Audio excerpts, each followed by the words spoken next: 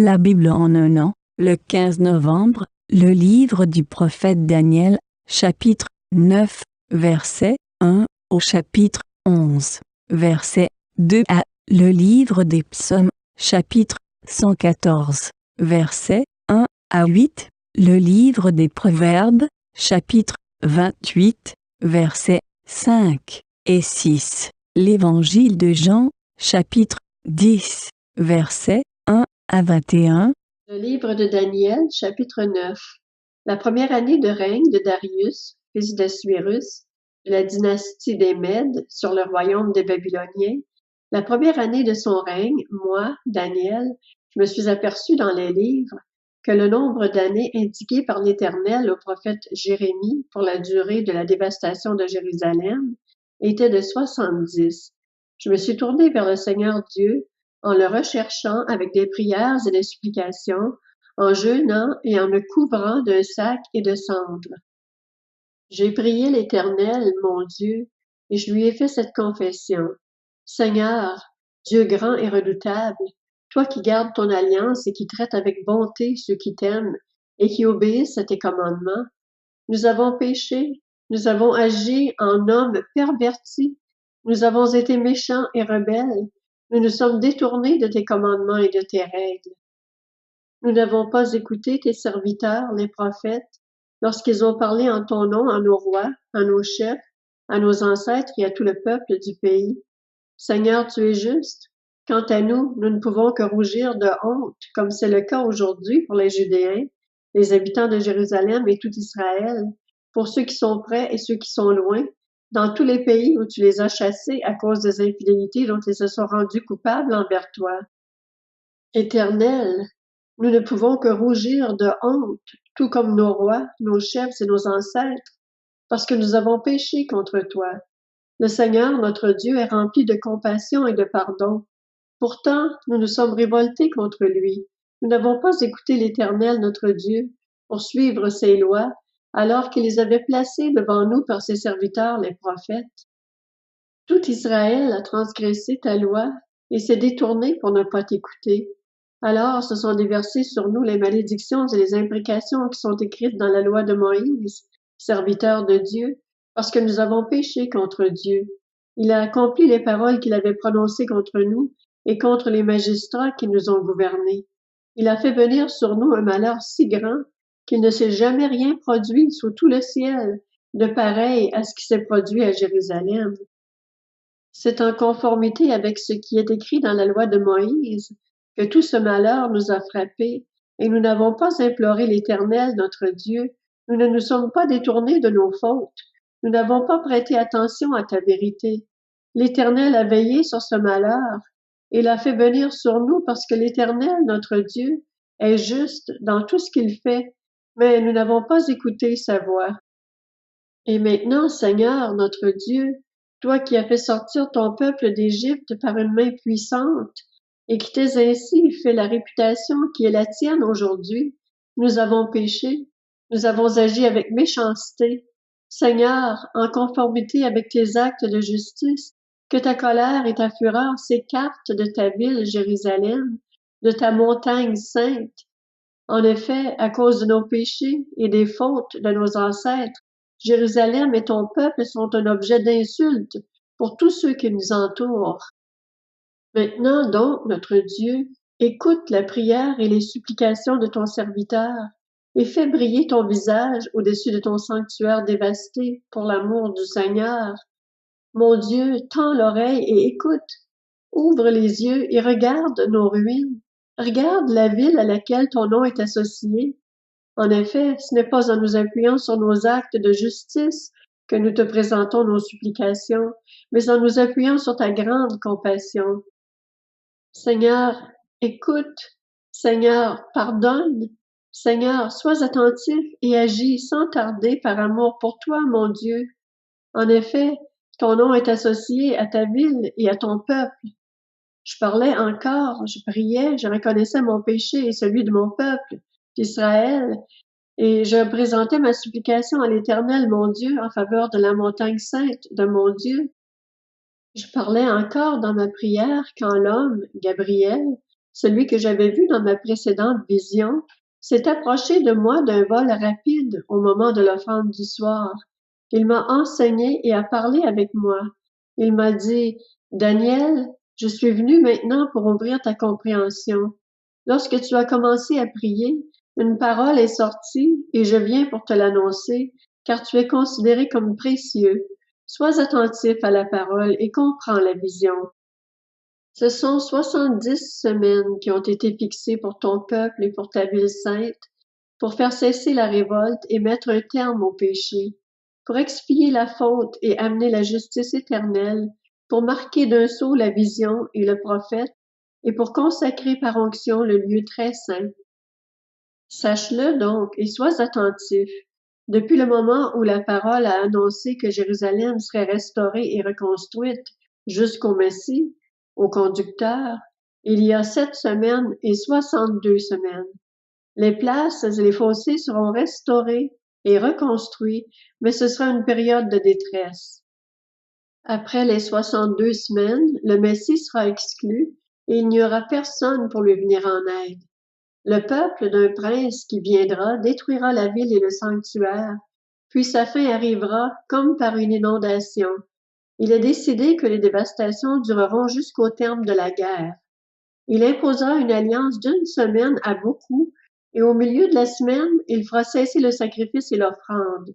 Le dévastateur commettra les pires monstruosités jusqu'à ce que l'anéantissement et ce qui a été décidé se déversent sur lui.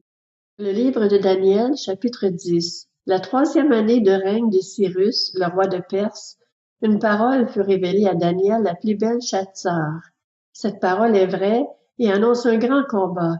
Daniel fut attentif à cette parole et en eut la compréhension à travers ce qu'il voyait. À cette époque-là, moi, Daniel, j'ai été 3 semaines dans le deuil. Je n'ai mangé aucune nourriture raffinée. Il n'est entré ni viande ni vin dans ma bouche, et je ne me suis pas parfumé jusqu'à la fin des 3 semaines. Et le 24e jour du 1er mois, j'étais au bord du grand fleuve, c'est-à-dire le Tigre. J'ai levé les yeux et j'ai vu un homme habillé de lin. Il avait autour de la taille une ceinture en or d'Uphaz. Son corps était comme de chrysolite, son visage brillait comme l'éclair, ses yeux étaient pareils à des flammes de feu, ses bras et ses pieds ressemblaient à du bronze poli, et le son de sa voix était pareil au bruit d'une grande foule. Moi, Daniel, j'ai été le seul à voir cette apparition. Les hommes qui étaient avec moi ne l'ont pas vue, mais une grande frayeur s'est emparée d'eux et ils ont pris la fuite pour se cacher. Resté seul, j'ai vu cette grande apparition et me suis retrouvé sans force. Mes traits se sont décomposés et j'ai perdu toute force. J'ai entendu le son de ses paroles et en l'entendant, je suis tombé dans une profonde torpeur, le visage contre terre. Mais une main m'a touché et m'a mis tout tremblant sur mes genoux et les paumes de mes mains. Puis l'homme m'a dit, Daniel, homme considéré comme précieux, sois attentif aux paroles que je vais te dire et tiens-toi debout là où tu es. En effet, j'ai été maintenant envoyé vers toi. Lorsqu'il m'a dit cela, je me suis tenu debout, tout tremblant. Il m'a dit, Daniel, n'aie pas peur, car dès le premier jour où tu as eu à cœur de comprendre et de t'humilier devant ton Dieu, tes paroles ont été entendues, et c'est à cause d'elles que je suis venu. Le chef du royaume de Perse m'a résisté 21 jours, mais Michel, l'un des principaux chefs, est venu à mon aide et je suis resté là, près des rois de Perse.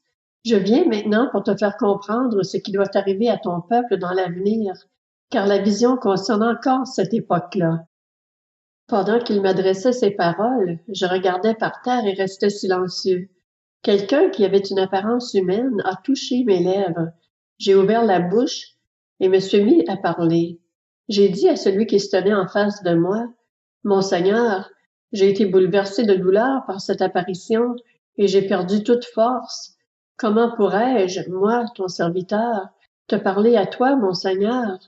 Désormais, je n'ai plus de force et il ne me reste plus de souffle. » Alors celui qui avait apparence humaine m'a de nouveau touché et m'a fortifié.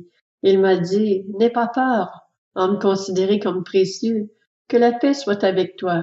Fortifie-toi, fortifie-toi. » Pendant qu'il me parlait, j'ai repris des forces. J'ai alors dit, que mon Seigneur parle, car tu m'as fortifié. Et il m'a dit, sais-tu pourquoi je suis venu vers toi? Maintenant, je retourne combattre le chef de la Perse, et quand je partirai, le chef de la Grèce viendra. Cependant, je veux t'annoncer ce qui est écrit dans le livre de vérité. Personne ne me soutient contre ceux-là, excepté Michel, votre chef. Livre de Daniel, chapitre 11. Quant à moi, la première année de règne de Darius le Mède, je me tenais auprès de lui pour lui donner force et protection. Maintenant, je vais t'annoncer la vérité. Il y aura encore 3 rois qui régneront sur la Perse. Le livre des Psaumes, chapitre 114. Quand Israël est sorti d'Égypte, quand la famille de Jacob s'est éloignée d'un peuple étranger, Juda est devenu le sanctuaire de Dieu, Israël a été son domaine. La mer l'a vu et s'est enfuie, le Jourdain est retourné en arrière. Les montagnes ont sauté comme des béliers, les collines comme des agneaux. Qu'as-tu, mer, pour t'enfuir, et toi, Jourdain, pour retourner en arrière? Qu'avez-vous, montagnes, pour sauter comme des béliers, et vous, collines, comme des agneaux? Tremble donc, terre, devant le Seigneur, devant le Dieu de Jacob. Il change le rocher en étang, le roc en source d'eau. Le livre des Proverbes, chapitre 28. Les hommes adonnés au mal ne comprennent pas ce qui est juste, tandis que ceux qui cherchent l'Éternel comprennent tout. Mieux vaut un pauvre qui marche dans l'intégrité qu'un riche qui emprunte des voies tortueuses. L'Évangile de Jean, chapitre 10. En vérité, je vous le dis, celui qui n'entre pas dans l'enclos des brebis par la porte, mais s'y introduit par un autre endroit, est un voleur et un brigand. Mais celui qui entre par la porte est le berger des brebis. Le gardien lui ouvre, et les brebis écoutent sa voix. Il appelle par leur nom les brebis qui lui appartiennent, et il les conduit dehors. Lorsqu'il les a toutes fait sortir, il marche devant elles et les brebis le suivent parce qu'elles connaissent sa voix. Elles ne suivront pas un étranger, mais elles fuiront au contraire loin de lui parce qu'elles ne connaissent pas la voix des étrangers. Jésus leur dit cette parabole, mais ils ne comprirent pas de quoi il leur parlait. Jésus leur dit encore, en vérité, je vous le dis, je suis la porte des brebis. Tous ceux qui sont venus avant moi sont des voleurs et des brigands, mais les brebis ne les ont pas écoutés. C'est moi qui suis la porte. Si quelqu'un entre par moi, il sera sauvé. Il entrera et sortira, et il trouvera de quoi se nourrir. Le voleur ne vient que pour voler, égorger et détruire. Moi, je suis venu afin que les brebis aient la vie et qu'elle l'ait en abondance. Je suis le bon berger. Le bon berger donne sa vie pour ses brebis. Le simple salarié, quant à lui, n'est pas le berger et les brebis ne lui appartiennent pas. Lorsqu'il voit venir le loup, il abandonne les brebis et prend la fuite. Alors le loup s'en empare et les disperse. Le simple salarié s'enfuit car il travaille pour de l'argent et ne se soucie pas des brebis. Moi, je suis le bon berger. Je connais mes brebis et elles me connaissent. Tout comme le Père me connaît et comme je connais le Père. Je donne ma vie pour mes brebis. J'ai encore d'autres brebis qui ne sont pas de cet enclos. Celles-là aussi, il faut que je les amène. Elles écouteront ma voix, et il y aura un seul troupeau, un seul berger. Le Père m'aime parce que je donne ma vie pour la reprendre ensuite. Personne ne me l'enlève, mais je la donne de moi-même. J'ai le pouvoir de la donner, et j'ai le pouvoir de la reprendre. Tel est l'ordre que j'ai reçu de mon Père. Ces paroles provoquèrent de nouveau une division parmi les Juifs. Beaucoup d'entre eux disaient « Il a un démon, il est fou, pourquoi l'écoutez-vous » D'autres disaient « Ce ne sont pas les paroles d'un démoniaque. Un démon peut-il ouvrir les yeux des aveugles »